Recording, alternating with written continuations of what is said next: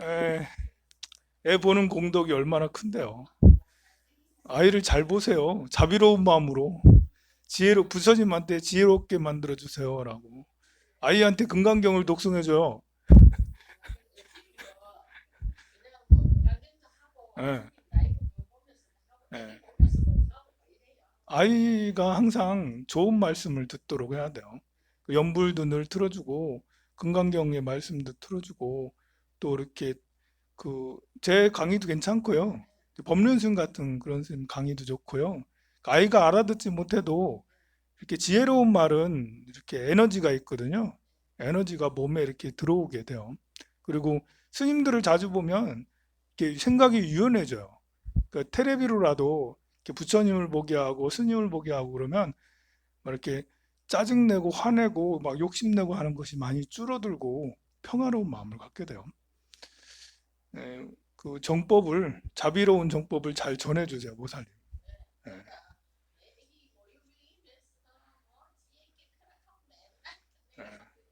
우리가 이제 관세음보살, 관세음보살, 관세음보살, 젖병에다 관세음보살, 관세음보살 하면 그 젖병이 육각수로 변한다니까요.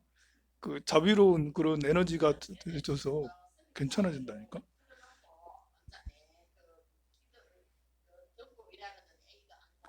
예, 예. 좋아하든 싫어하든 하세요. 그렇게 하다 보면 보살님의 의도가 선하고 선하고 바르면 자비롭게 돼요. 고집스럽긴 하지 말고.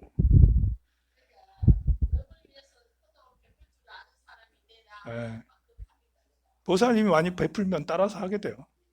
보살님 주변에 밥 많이 사주세요. 그럼 그럼 많이 베풀게 돼요.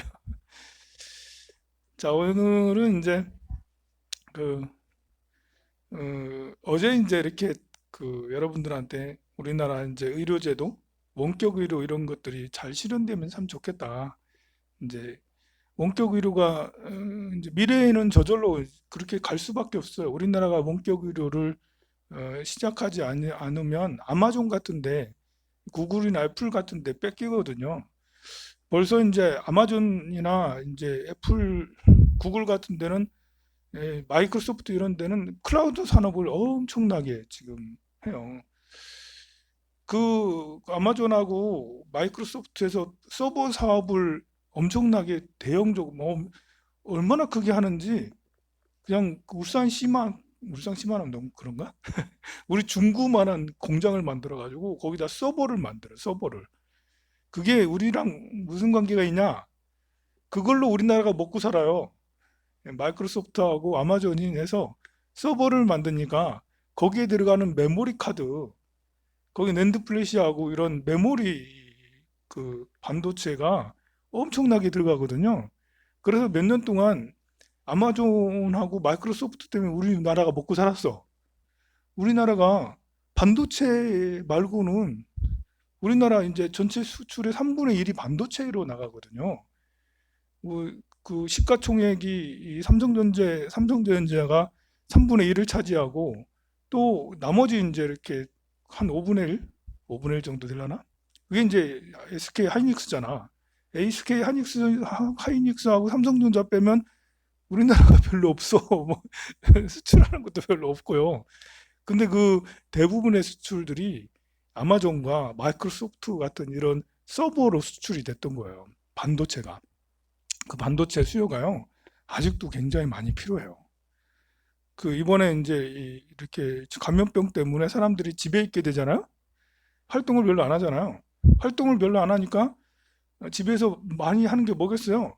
텔레비 시청을 많이 해요. 유튜브를 많이 봐. 그 유튜브는 애플, 구글 거잖아. 그리고 이제 OTT 서비스 해가지고 넷플릭스 이런 거 보잖아요. 저는 이제 LG U 플러스 쓰거든요.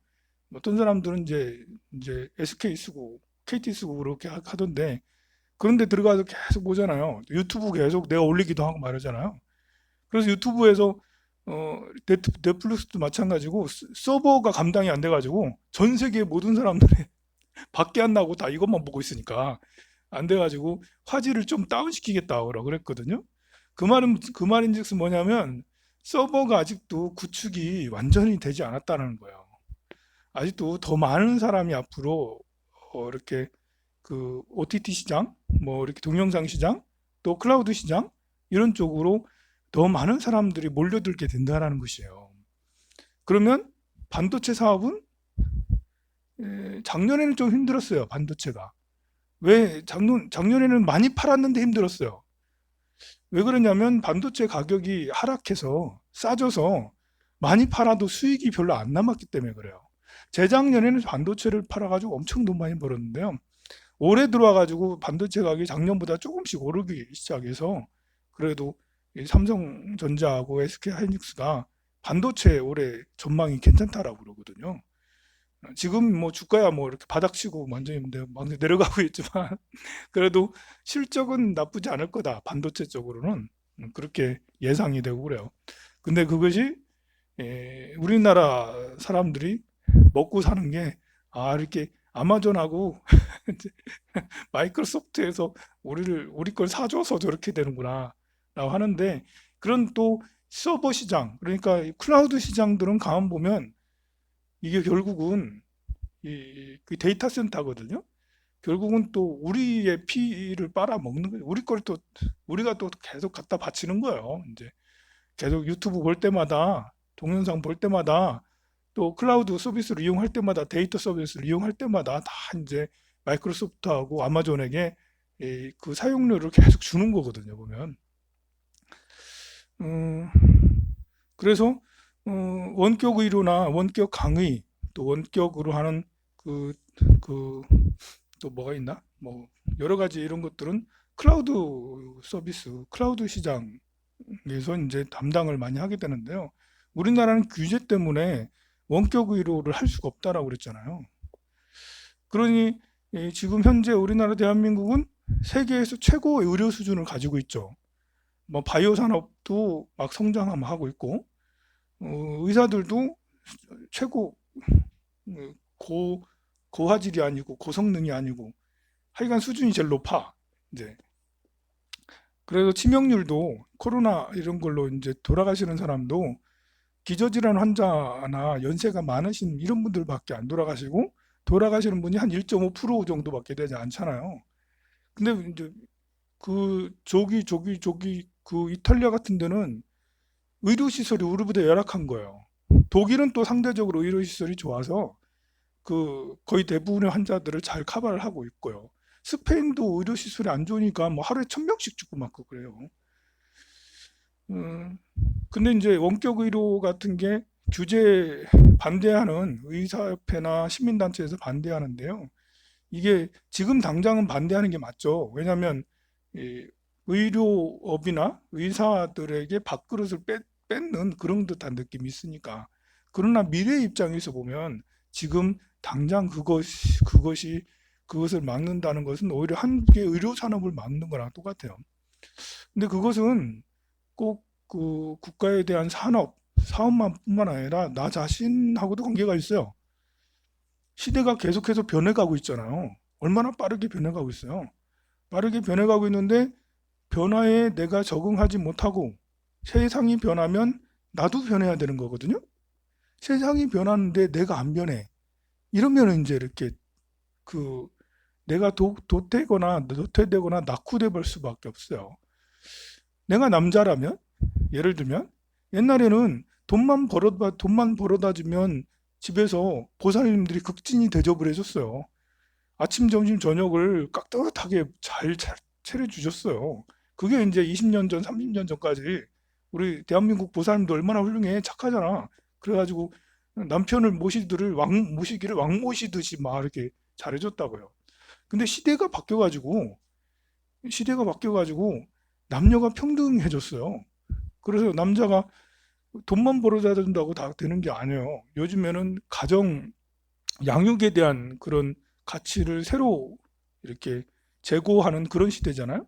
예전에는 집에서 아이들을 키우는 것을 우습게 알았어요. 심지어 엄마들도 여성들도 아이 키우는 것을 우습게 알았다니까요. 그리고 이제 거사님들은 집에서 엄마가 아이 키우는 거 빨리하고 아이 키우는 거는 그냥 누구나 다 할 수 있는 걸로 생각을 했다니까요. 그냥 아무나 하는 걸로 생각을 해서 아무나 하는 걸로. 돈 버는 건 대단한 능력을 갖고 있는 거고, 집에서 아이 키우고 빨리 하는 것은 아무나 하는, 무술이나 할 수 있는 저 아래 것들 취급하고 그랬어. 근데 지금 이 시대에 들어와서 그것에 대해서 새로운 이제 새로운 시각이 형성되고 있죠. 양육이라는 게 쉬운 게 아니다. 양육이라는 게 누구나 할 수 있는 게 아니다. 이게 밖에 나가서 돈 버는 게 더 어렵냐? 양육을 하는 게 더 어렵냐? 지금 여러분들 세대 50대, 60대 세대들은 에이 뭐 애 키우는 게 더 쉽지 라고 하는데, 가만 냉정히 생각을 해봐요. 냉정히. 여러분들 그 시대로 돌아가서 돈 벌을래? 아니면 애 키울래 할래? 애 키울래? 돈 벌을래 하려면 뭐 할 거예요? 그렇죠. 애 안 키우고 나 돈 벌 거야. 그때로 20대로 돌아가가지고 돈 벌래? 애 키울래 할 때 보면 내가 무슨 애를 키워? 나 돈 벌 거야 하는 사람이 반 이상 넘을 거예요. 이게 돈 버는 게 더 쉬울 수도 있다라는 거예요. 아이 키우는 것보다. 실제로 아이는 24시간 붙어 있어야 돼. 그때는 어린이집도 잘 없어가지고.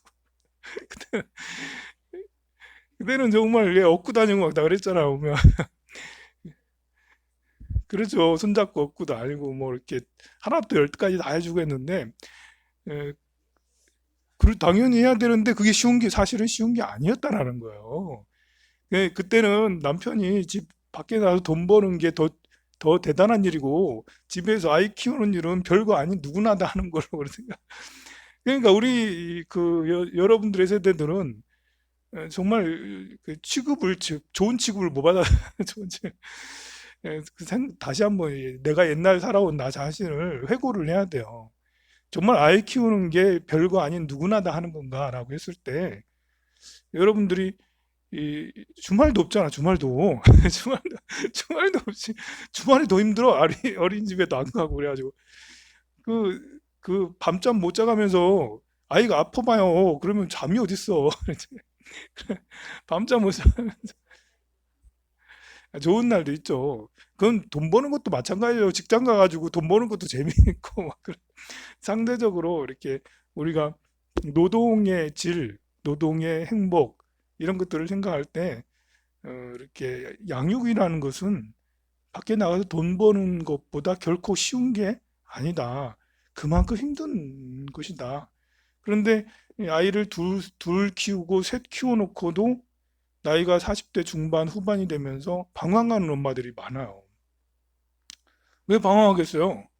자기가 이루는 게 없다라는 거예요. 한 게 없다라는 거예요. 자기는 무능해졌다 이거예요. 계속 아이만 키우다가 자녀 양육만 하다가 아이 키우고 나니까 이제는 할 일이 없잖아. 20년 동안 보니까 자기는 책도 한 번 안 읽었지, 뭐 이렇게 무슨 전문 직장을 가질 수가 없잖아요. 직장을 가져봐야 식당밖에 갈 데가 없어. 아니면 보험보살님 하시든지 뭐 이렇게 너무 없는 거야. 그래서 스스로 자기에 대해서 스스로 자기의 이렇게 자존감이 굉장히 떨어지게 되는데요. 그렇지 않다고요. 아이를 하나 키우든 둘 키우든 셋 키우든 더 많이 키웠다면 더 대단한 거고, 아이가 잘 컸든 뭐 직장을 가졌든 안 가졌든 뭐 착하든 안 착하든 관계없이, 취업을 했든 안 했든 관계없이 아이를 20살이 넘게 내가 키웠다라는 그것은 정말 위대한 거고, 집에 이제 거사님들이 돈 벌어오는 만큼 그 이상의 것을 해냈다라는 것에 대해서 우리 이 주부 보살님들은 스스로 대견하게 여겨야 돼요. 너는 정말 대단해, 훌륭해 라고. 이거 아무나 하는 게 아닌 거예요. 이게 우리 여러분들은 아무나 하는 걸로 생각하고 당연하게 생각했지만, 지금 아이들 보세요. 지금 20대 30대 아이들 보세요. 결혼도 안 하려고 그러죠. 또 이렇게 결혼해도 자녀를 가지지 않으려고 그래요. 힘들으니까. 힘들어서 키우기 싫어가지고 자기 삶을 살고 싶다라는 거예요. 사실은 여러분들은 아이 키우면서 아이를 키우는 것도 내 삶이라고 생각하면서 살았잖아요. 근데 지금 사람들은 다르고, 또 자녀를 키운 사람들 보면 너무 힘들게 키워요, 보면. 어, 그래서 그런 것들을 다시 생각을 해봐야 된다.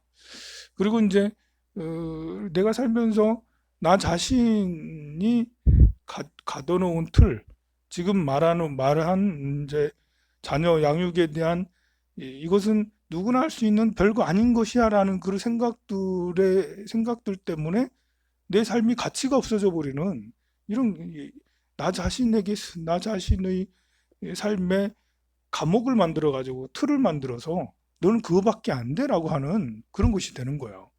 그러니까 이것이 이제 규제가 되는 거고 이것이 나를 올가매는 사슬이 되는 것이죠. 그 사슬을 과감하게 끊어야 되는 거예요. 자신감을 가져야 돼요. 또 우리에겐 사슬 묶여진 것이 정말 많아요.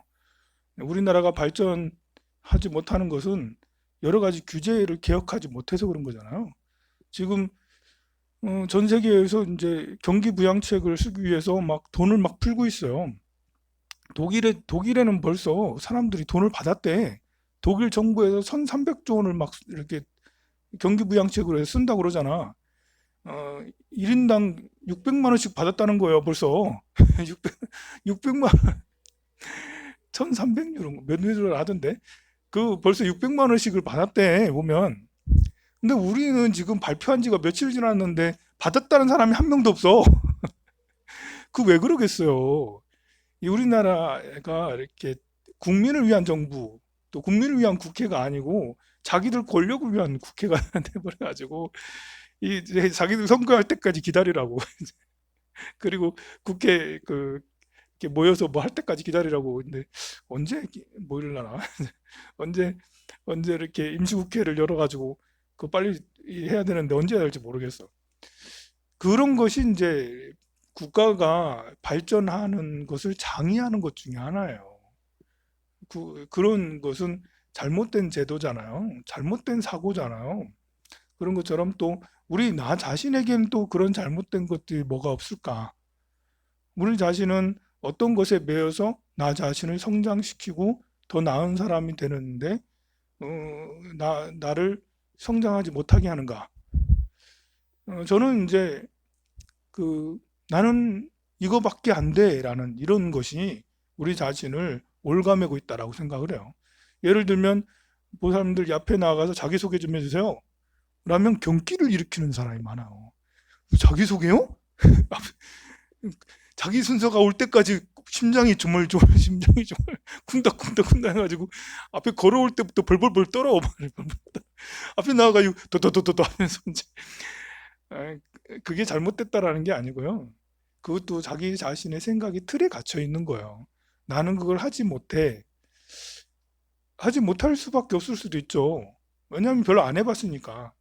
저도 이렇게 지금에야 이렇게 많은 사람들이 있는 데서 얘기하는 것이 나름 자유로워지고 이렇게 능수능란해졌지만 처음에는요, 저도 벌벌벌 떨고요, 푹석 주저앉을 정도로 제가 이렇게 남 앞에서 이렇게 뭘 하는 것이 그렇게 처음부터 이렇게 자연스러운 게 아니었거든요. 그러니 여러분들이 남 앞에서 뭔가를 이야기하거나 뭘 할 때 내가 벌벌벌 떠는 것은 당연한 것이에요. 안 하는 것을 했으니까. 내 이거밖에 안 된다라는 거 생각하기보다는 당연하게 여기고 한 번 더 하면 그 다음엔 덜 떨겠지. 두 번 더 하면 덜 떨겠지. 맨날 하면 자신 있어지겠지. 해서 스스로 자기 자신을 사슬로 꾹꾹 맬 게 아니라 한 번 더 하면 처음에는 그런 거지 뭐. 두 번째는 좀 더 쉽고 세 번째는 더 나은 거야 하면서 새로 더 도전을 하고 하는 게 훨씬 더 낫죠. 그리고 이렇게 남을 위한 기도를 하세요. 라고 해요. 제가 여러분들한테 기도를 할 때 항상 남을 위한 기도를 하라고 하잖아요. 아니, 스님, 내 것도 지금 내 코가 석자인데 무슨 남을 위한 기도를 하세요? 지금 내 돈 벌기도 바쁜데 다른 사람한테 무슨 보시를 하고 내 뭐 일하기도 바쁜데 다른 사람에 위해서 제가 이제 이렇게 여기 어르신들 많으니까 이 어르신들한테 잘하세요. 이렇게 얘기하면 뭐라냐면 우리 부모님한테도 잘 못하는데 여기 어르신들 우리 부모님한테 잘해주는 게 더 먼저죠. 더 우선이지. 왜 여기 어르신들한테 잘하라고. 근데 그게 아니라고요. 이렇게 여기 어르신들한테 잘하게 되면 나중에 부모님한테 잘하게 되는 거예요. 부모님한테 잘하는 사람이 언제 되겠어? 부모님은 멀리 계시고 또 안 계시거나 멀리 계시거나. 그런데 가까이 있는 어르신들한테 잘하게 되면 나중에는 우리 부모님한테 잘하기 마련이거든요. 근데 그렇게 생각을 안 하고 생각의 감옥에 갇혀가지고 남의 부모한테 잘할 바샤 우리 부모한테 잘하는 게 더 낫지. 당장 남의 부모 지금 고생하고 있는데 당장 고생하는 남의 부모 도와줄 생각은 안 하고 우리 부모한테 해야 되는데, 그러다가 미루고 하다가 결국 우리 부모한테도 못 한다니까요. 그게 이제 생각의 틀에 갇혀 있기 때문에 그래요. 생각의 틀에 갇혀 있기 때문에 그 남을 위해서 기도하세요라는 것도 사실 남을 위해서 기도를 하게 되면 내 기도는 저절로 되는 거예요. 왜냐면 남 잘 되라고 하는 것은 곧 그 안에 내 잘 되라는 말이 포함되어 있거든요. 내가 108배를 해. 내 아들을 위해서 108배를 하는 게 아니고 옆집 아들을 위해서 108배를 해. 아니면 황산 스님 큰 스님 되세요라고 108배를 해. 어쨌든 남을 위해서 이렇게 108배를 하게 되면 그 안에 108배 하면서 내 자식, 내 문제 이것도 저절로, 그거는 소원을 얘기하지 않아도 사람의 심리라는 게, 생리라는 게 부처님 앞에 굳이 내 소원을 얘기하지 않아도 저절로 부처님 앞에서 그냥 그 본능적으로 내 소원을 이루어지길 바라게 되는 거거든요. 그러니 굳이 내 소원을 부처님한테 빌지 않아도 돼. 그럼 누구 소원을 빌어주냐? 다른 사람 소원을 빌어주세요. 다른 사람. 제가 소원이 있어요. 내 소원 좀 빌어줘요. 저는 정말 부처님이 되고 싶어요. 관세음보살처럼 되고 싶어요. 여러분들을 저를 볼 때마다 스님 관세음보살 되세요. 스님, 부처님 되세요. 스님 뻘짓 하지 마시고 이제 공부나 하지 마세요. 쓸데없는 짓 하지 마시고 이제 공부나 좀 수행 좀 하세요. 그렇게 여러분들이 해주시면 얼마나 제가 그렇게 고맙고 좋겠어요. 또 여러분들이 주변에 다른 사람들, 힘들고 어려운 사람들을 위해서 기도를 해주세요. 그러면 내 기도는 저절로 되는 거니까요. 내 안에 있는 규제가 바로 그런 거예요. 우리의 능력은 무한하고, 여러분들도 깨달음을 이룰 수 있거든요. 성불할 수 있어요.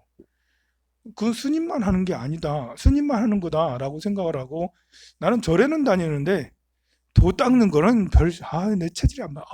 나 도 닦는 거 싫어. 스님이나 하십니다. 그게 아니에요. 여러분들도 원력을 크게 다 세울 수가 있고요.